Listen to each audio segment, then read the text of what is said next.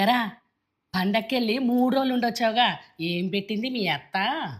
పోయినసారి పండక్కి బట్టలకి డబ్బులు ఇచ్చారు కదమ్మా. ఈసారి పరిస్థితి బాగాలేదు, ఏం ఇవ్వలేదు. ఏంటి ఏం పెట్టలేదా? చికెన్లు మటన్లు తినడానికి అంత దూరం వెళ్ళి వచ్చావా? అవ్వా సిగ్గు లేదురా, మన ఇంట్లో లేవా చికెన్లు మటన్లు? అమ్మా, మామయ్య లేడు, ఒక్కతే ఆడ మనిషి. పోయినప్పుడల్లా మంచిగా చూసుకుంటుంది, అది చాలు కదా. అమ్మో అయ్యో, నీ అత్త నీకు మందు పెట్టిందిరా, దాన్ని వెనకేసుకొస్తున్నావు. నా కష్టం నీకు కనపడట్లేదారా? అమ్మో అయ్యో, నా కొడుకు ఏమైందమ్మో? అమ్మా, ఎందుకంత రాద్ధాంతం చేస్తున్నావు? ఇక మారవా నువ్వు? ఇలాగ మాత్రం నాకు చేత కాదురా. నీ అత్త కూడా డబ్బులు ఇవ్వా, అన్ని నాటకాలు వాళ్ళయి.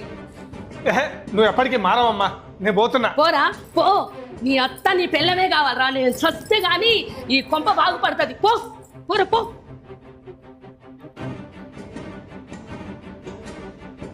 మీరేంటత్త ఇలా వచ్చారు?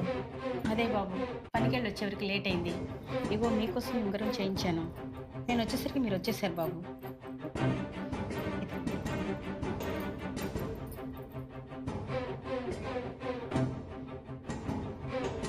అయినా ఇవన్నీ ఎందుకు అత్తయ్య గారు? ఇప్పుడు అల్లుడు అయినా కొడుకు అయినా నువ్వే కదా బాబు. మా సంతోషం కోసం తీసుకోండి. రండి అత్తయ్య, కూర్చోండి. పర్వాలేదులే బాబు. అమ్మాయి తను స్నానం చేస్తుంది అత్తయ్య. అయితే వెళ్ళొస్తాను. పొత్తితే వంగిపోయే ఉంగరానికి కూడా పెద్ద బిల్డప్ ఒకటి, ఏదో వడ్డానం పెట్టినట్టు. అమ్మా, కొట్రా కొట్టు కొట్టురా కొట్టు, ఇంకా అదొక్కటేగా ఉంగారి ముందు మిగిలింది.